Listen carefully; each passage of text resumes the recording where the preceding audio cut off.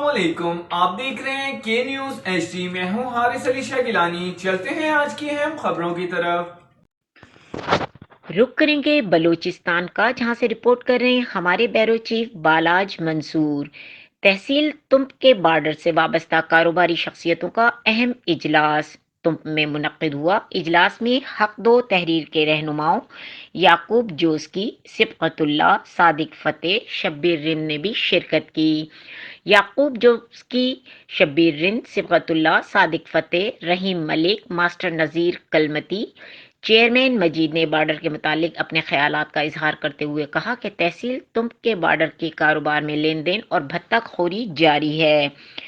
Border پر ضلعی انتظامیہ کا رویہ غیر قانونی ہے۔ بارڈر سے منسلک کاروباری شخصیات کے خلاف بلا وجہ ایف آئی آر درج کی گئی ہیں، جن کی ہم مذمت کرتے ہیں۔ لیویز فورسز بھتہ خوری میں ملوث ہیں۔ انہوں نے انتظامیہ سے مطالبہ کیا کہ ضلع کیچ سے باہر کی گاڑیوں کو ابدوہی بارڈر پر روکا جائے۔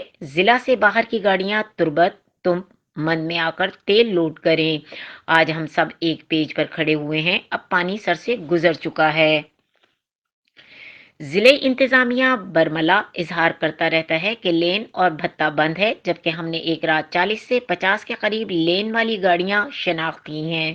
تو یہ ظلم ہے ہماری عوام کے ساتھ، اور کیوں ہو رہا ہے؟ ضلع کیچ میں کوئی صنعت اور کوئی فیکٹری نہیں ہے۔ ہمارا کاروبار زمانے سے زراعت اور بارڈر سے منسلک ہے۔ کاریزات سوکھ کر بنجر بن چکے ہیں، جبکہ بارڈر پر مافیا ہم کو کاروبار کرنے نہیں دے رہی۔